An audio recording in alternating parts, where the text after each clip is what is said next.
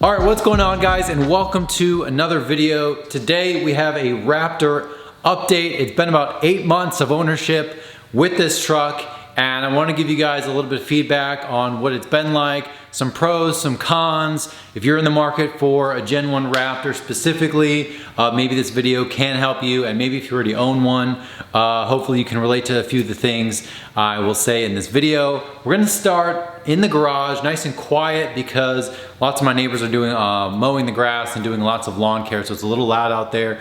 But then we're gonna take this beast on the road, and I will tell you a little bit more on my thoughts of owning this truck. All right, so we're gonna leave the garage here in just 1 second, but I do wanna show you guys something before we leave. It's not actually the V8 4Runner. That has a new addition to the fleet of cars that we have, but it's actually this stuff. And I know that might sound really weird, like what does this have to do with the truck? And the biggest point about having this truck is the utility that it provides. Obviously, the towing is not as capable as like an F-250 or whatever, but I use the bed of this truck probably 2 to 3 times per month on a very, very regular basis, especially with the house stuff and the lawn stuff that we've been working on. I don't know what I would do without this, between the gravel, and I bought a vanity that's like 70 inches that wouldn't have even fit in a normal sort of vehicle, even like a 4Runner. So having this thing is really nice. You just hop in, go pick it up, and come home. So really, really nice to have it for its utility.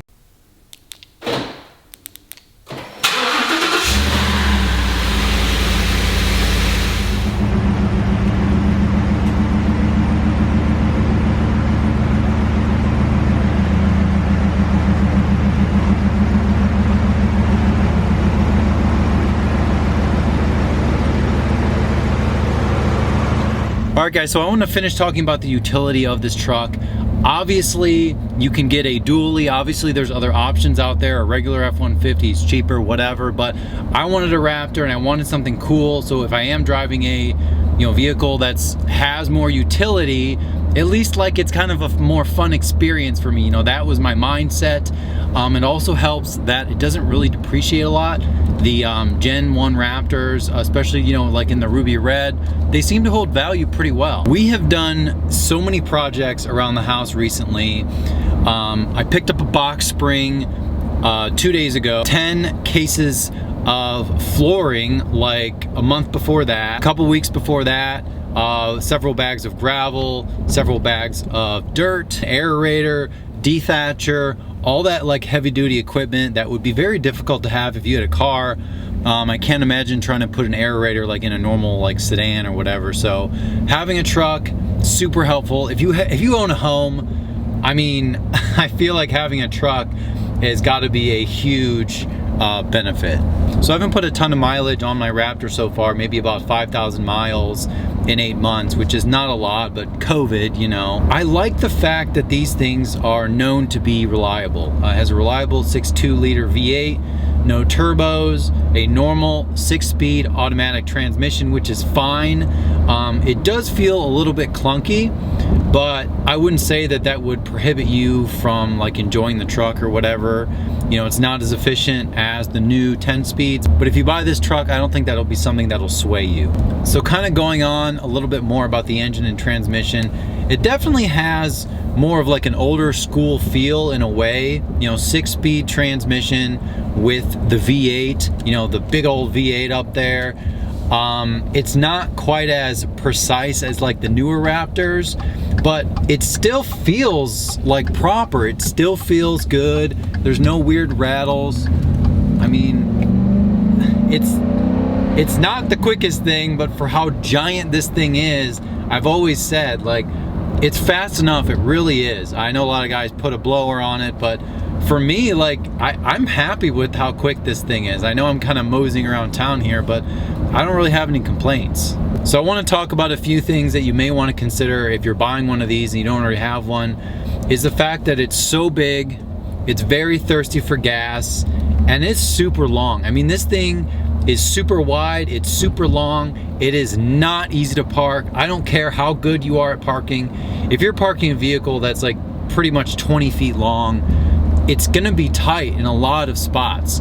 So I always park far away. I just do like the pull through in the far away spots, no matter what vehicle I'm in. But this one especially, you really have to do that. So one cool factor, beyond the fact that I think the truck looks cool even without really any modifications, is when you see another Raptor, especially a Gen 1. So I feel like the Gen 1 Raptor guys are more, you know, hardcore, or they're more like kind of into their trucks. The Gen 2 guys, sometimes they are, sometimes they're just normal people that just like Raptors, which is perfectly fine. I mean, how do you not?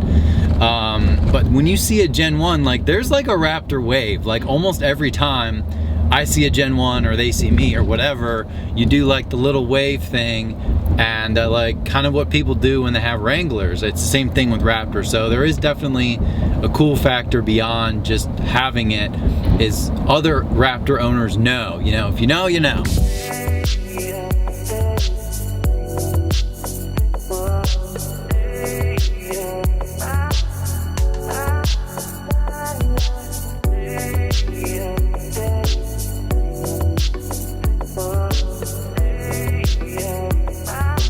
All right, this is what I do for you guys. Gotta get the good B-roll. Gotta get the B-roll.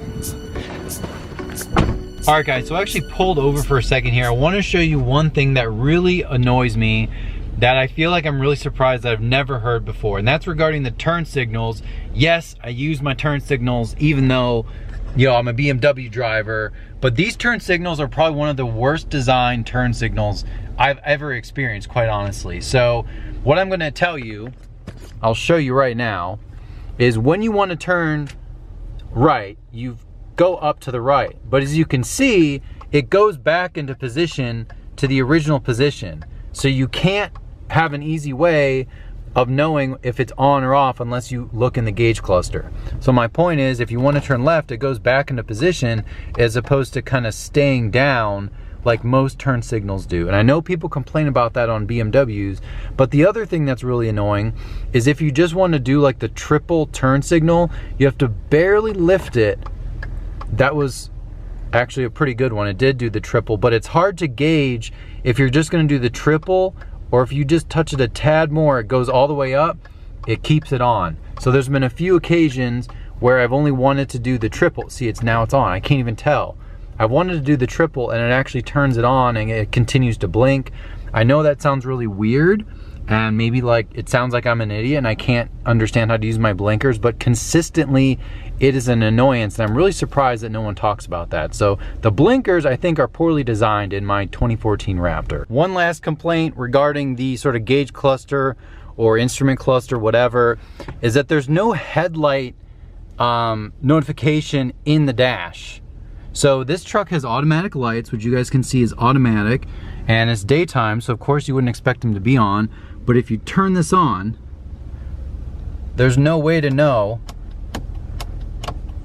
if it's on or not. And the same thing obviously is at night.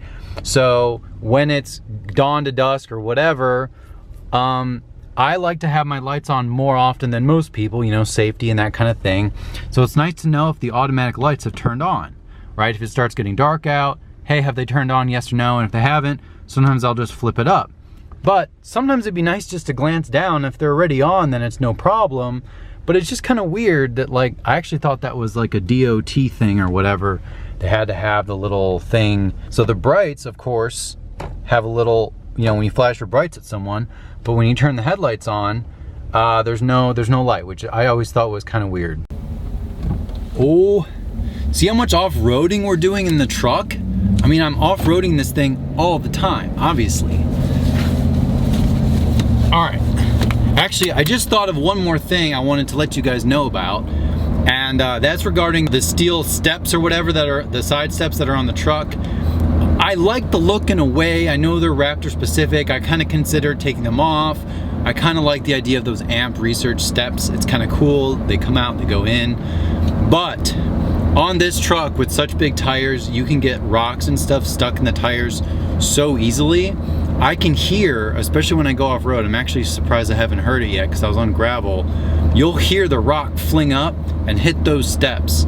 Almost every time I go on a dirt driveway or whatever, a few miles down the road, ba-ding, and it hits those steps almost every time. So if you have a Raptor, definitely keep those steps. If you don't like those steps, maybe get something different. So I wouldn't go without those steps just because of the chance that you'll have tons of rocks just totally flung up on the side of your truck. So I know the guys that off-road maybe have a different opinion on that, but at least for me, you know, the steps are already there. They look nice, you know, they're fine.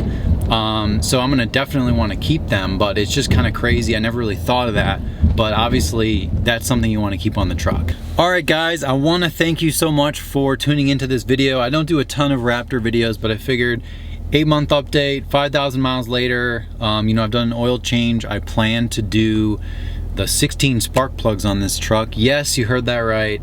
There's 16 that have to be done. Overall, the truck is amazing. I mean, obviously it's not good on gas, but I mean, it sounds good, it looks good, it's cool. The cool factor hasn't, you know, worn off or anything like that.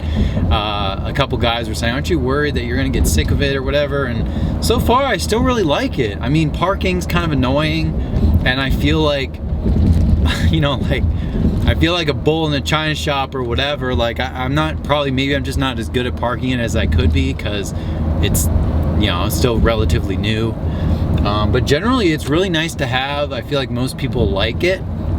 Most people think it's cool, besides the whole towing thing, but I think it can tow up to like 8,000 pounds, which to me, I have no complaints about. So guys, shoot me an email if you have any questions on the truck. I'm definitely not a Raptor expert, but I have spent quite a bit of time figuring out, you know, why I wanted to get this truck, and then this spec specifically, like I have no sunroof. That was preferred by me because the sunroofs are known to go bad or have issues. So, you know, that was something that I definitely wanted to avoid if I could, you know, certain little things like that. So if you're looking for one, I've had a few people message me, you know, what to look for, you know, rust on the cab corners and things like that. There's a few different kind of rules of thumb, things to look for. So if I can help in any way, happy to do it. Thanks again, guys, and I will see you guys next time.